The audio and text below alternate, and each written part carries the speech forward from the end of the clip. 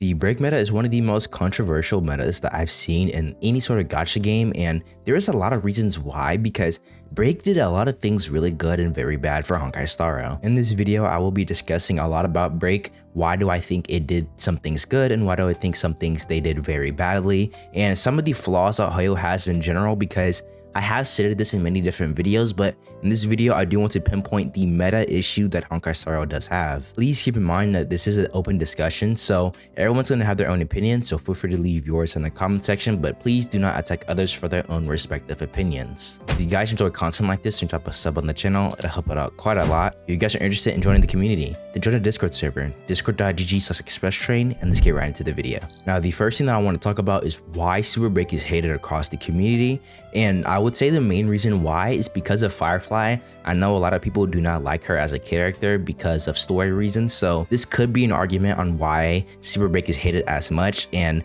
the meta itself isn't hated, but I'm not going to really use that as a point because this is pretty subjective whether you like the character or not. If we're looking for a realistic answer, I would say that the main reason why Superbreak is hated is because of the way the endgame content has been designed. For those who've played many Hoyoverse games over many years, you guys know that Hoyoverse tends to cater a lot of their endgame content to the newer characters. Now, of course, this isn't a bad thing because a lot of gacha games in general tend to do this, but Hoyoverse tends to really make that new character very broken and very needed for endgame content. And so let's take 2.3 for example. AS, which is a strictly break game mode, came out. A lot of people were really struggling to clear it if they didn't have any sort of break, because the way the mode works, if you didn't break the enemy, you didn't get the extra energy buff, and you also weren't able to do as much damage. Now, of course, I'm not saying that content wasn't clearable without a break team, because of course a lot of people will be like, skill issue, you didn't have the right resources and stuff. Now, this is something that I do not want to talk about, because I'm not going to say that people have a skill issue entirely, because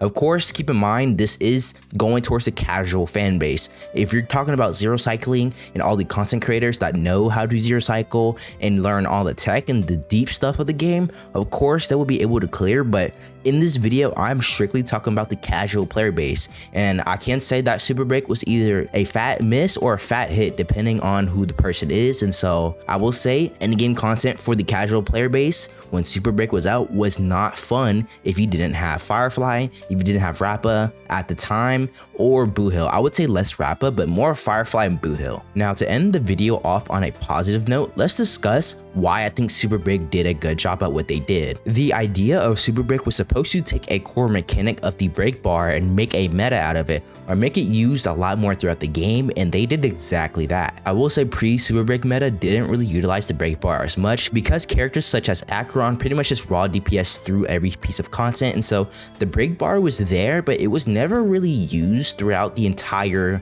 meta, especially when it came to like the hyper carry DPS. So I would say Dill, Jing Liu, Acheron, those characters were able to raw DPS through every piece of content without worrying about a core mechanic of the game. Now, I will say that they did kind of go over tune with the enemies in this game, and of course Hoyoverse in general doesn't have good enemy design, but I think that they did take a good step in the right direction. What they did with Superbreak may be a framework with the future metas coming up, as they don't want to mess up as bad as Superbreak, and they want to obviously improve off of it. So I will say Superbreak laid the foundation of what a good or bad meta will be, and I'm pretty sure that Hoyoverse will build off of it in 3.0, make the HP inflation a lot less, and hopefully make characters better, make the endgame content a lot better and a lot more fun to play. One example of endgame content being a lot better is Pure Fiction.